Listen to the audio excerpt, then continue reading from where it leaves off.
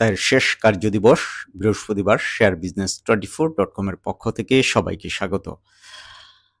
শেষ কার্যদিবসে বেশ ঊর্ধ্বগতি প্রবণতা লক্ষ্য করা গেছে।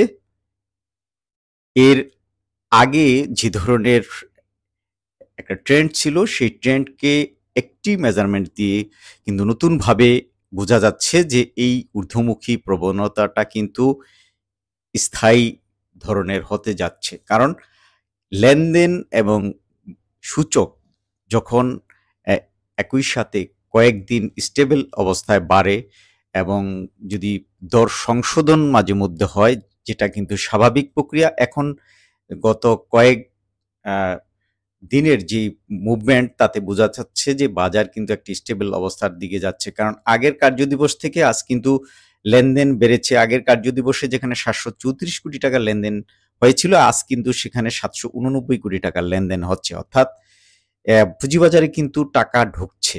সুতরাং এখন যদি বুঝে শুনে এবং কারসাজিকারকদের ফাঁদে না পড়ে যদি ভালো শেয়ার কিনা যায়, তাহলে কিন্তু এই বাজার থেকে বড় ধরনের মুনাফা তোলার একটা সুযোগ রয়েছে।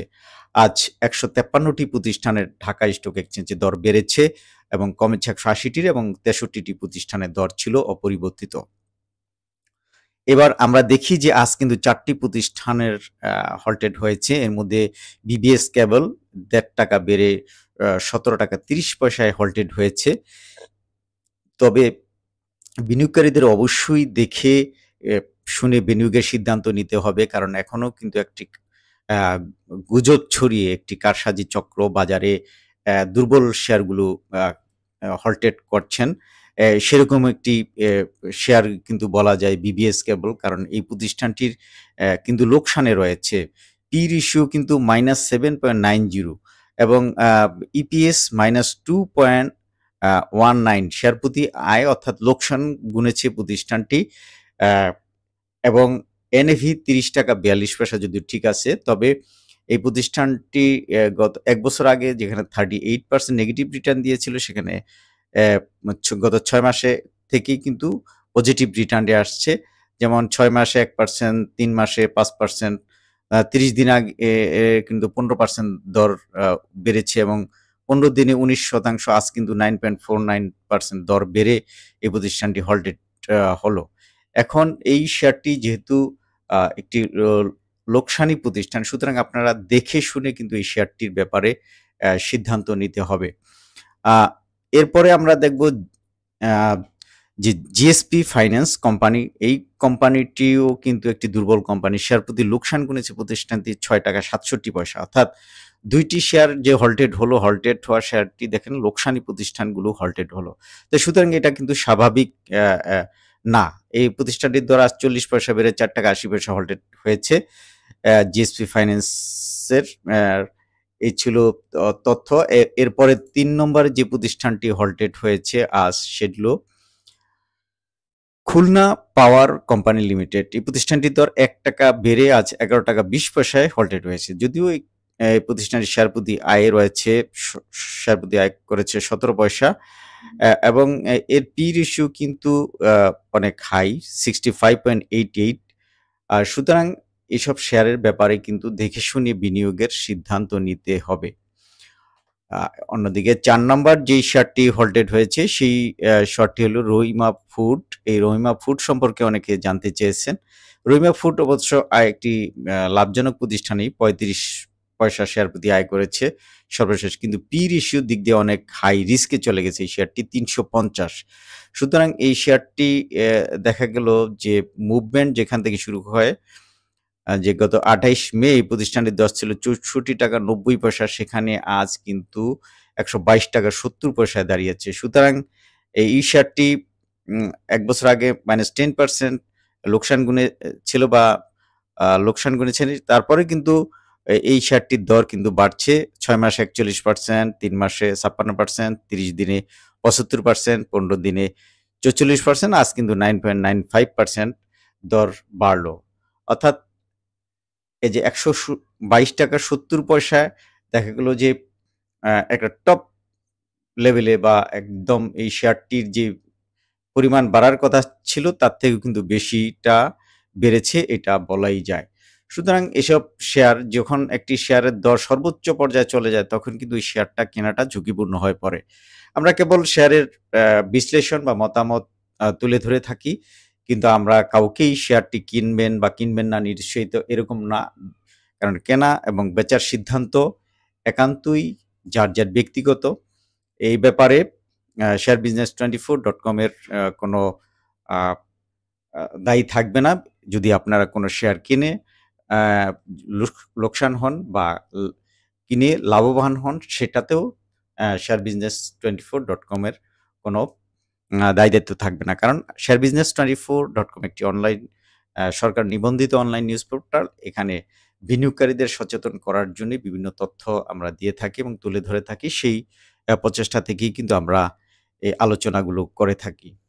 আজ পজিটিভ মুভমেন্টের যে শেয়ারগুলো রয়েছে, সেই শেয়ারগুলোর মধ্যে ১ম এই রয়েছে ব্র্যাক ব্যাংক। এই প্রতিষ্ঠানটির দর আজ কিন্তু 4.67% এর ৳৬২.৭০ দর বেড়েছে। এই প্রতিষ্ঠানটি ১ বছর আগে বিনিয়োগকারীদের রিটার্ন দিয়েছিল ৮২% এবং গত ৬ মাসে দেখেন ৩৮.০৯% এই প্রতিষ্ঠানটির দর বেড়েছে। এরপরে ২য় অবস্থানে ছিল গ্রামীণফোন। এই প্রতিষ্ঠানটিও দর আজ বেড়ে ৳৩০০.২০ দাঁড়িয়েছে এবং 1.15% দর বেড়েছে। ১ বছর আগে পজিটিভ রিটার্ন দিয়েছিল 19.05%। গত ৬ মাসে অবশ্য লোকসান দিয়েছে বা নেগেটিভ রিটার্ন দিয়েছে -10.36%। তবু এইসব শেয়ারের যেমন দর বা একদম ওভার ভ্যালুয়েট যদি না কিনে যৌক্তিক জায়গায় যদি এইসব ফান্ডামেন্টাল শেয়ারগুলো কিনা যায়, তাহলে কিন্তু পুঁজিবাজার থেকে এই শেয়ারগুলো দিয়ে বেনিফিট হওয়া সম্ভব। যখন এই যে গত ১০ মাস আগে একদম তলানিতে চলে গেছিল, এক শেয়ারগুলোর দাম কিন্তু অনেক কমেছিল। তখন যদি শেয়ারগুলো হোল্ড করা যেত, এখন যে ঊর্ধ্বমুখী ট্রেন্ডে, তখন বিক্রি করলে কিন্তু ভালো পরিমাণ শেয়ার থেকে মুনাফা তুলছে। এখন দেখেন যেসব শেয়ারগুলোর দাম বাড়তেছে, প্রত্যেকটাই কিন্তু দেখেন এই ইউনাইটেড পাওয়ার জেনারেশন এই প্রতিষ্ঠানটিও গত ৬ মাসে 3.49% পজিটিভ রিটার্ন দিয়েছে বিনিয়োগকারীদের। অর্থাৎ ৳১২৮ আজ সর্বশেষ লেনদেন হয়েছে ইউনাইটেড পাওয়ার জেনারেশনের এবং এই শেয়ারগুলো এ ক্যাটাগরির এবং মৌলভিত্তিক শেয়ার। যারা প্রাতিষ্ঠানিক বিনিয়োগকারী সহকারে যারা মৌলভিত্তিক শেয়ারগুলোতে বিনিয়োগ করে, অনেকেই বলছেন মৌলভিত্তিক শেয়ারের দরও কিন্তু এই গত ১০ মাসে কমেছে। কিন্তু ওইগুলো যেমন কমেছে, সেই সময়ে যদি এই শেয়ারগুলো তে বিনিয়োগ করা যেত তখন কিন্তু এখন বেনিফিট। যেমন এখন যদি বাজার আস্তে, আস্তে আরো আপ ট্রেন্ডে যায়, এখনো যেইসব শেয়ারের দাম অন্ততপক্ষে আন্ডার ভ্যালুড অবস্থায় পড়ে আছে, সেসব শেয়ারগুলি সংগ্রহ করলে কিন্তু ওইখান থেকে বেনিফিট করা সম্ভব। সুতরাং আমরা কেবল আমাদের মতামত বা তথ্যগুলো তুলে ধরে থাকি এবং অবশ্যই কোনো লোকসানি কোম্পানিতে বিনিয়োগ করতে আমরা না করি। উৎপাদন বন্ধ রয়েছে এসব প্রতিষ্ঠানে বিনিয়োগ করতে না করি। গুজবে যেসব শেয়ার অনেকেই সেই চালে এখনো কিন্তু অনেকে শেয়ার কিনছেন, সেগুলো থেকেও কিন্তু বিরত থাকতে হবে। এখন আমরা জাস্ট কিছু নিউজের আমরা চোখ বুলাই।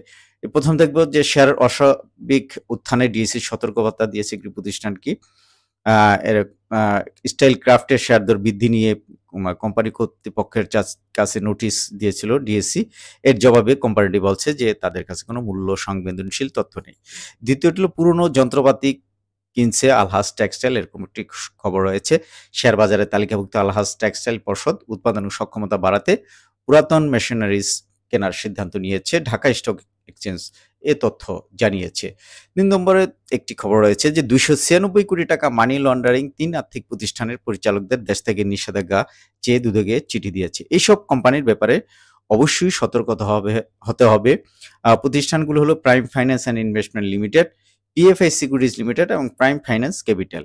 এই খবরগুলো জানা যায় যে যেসব এই যে অনিয়ম বা মানি লন্ডারিং বা কারসাজির সাথে জড়িত যেসব কোম্পানির ম্যানেজমেন্ট থাকে, অবশ্যই সেসব কোম্পানিতে বিনিয়োগ ঝুঁকি কিন্তু সবসময়ই থাকে। সুতরাং এই খবরগুলো এজন্যই বিনিয়োগকারীদের অবশ্যই রাখা উচিত। তারপর ৳২৭৫ কোটি শেয়ার জালিয়াতি, রিং সাইনের ১৩ কর্মকর্তা দেশ থেকে কিন্তু নিষেধাজ্ঞা দিয়েছে এবং দুদকে তদন্ত পাঠিয়েছে বিএসইসি।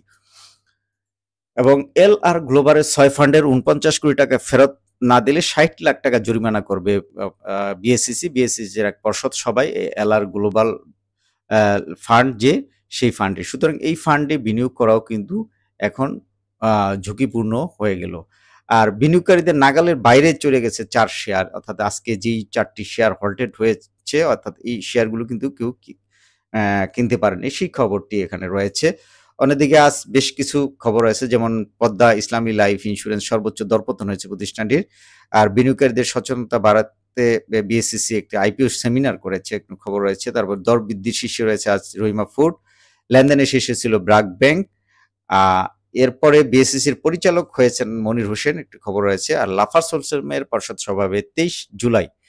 আর শেয়ার প্রতি 11 টাকা অন্তর্বর্তী লভ্যাংশ দেবে গ্রামীণফোন।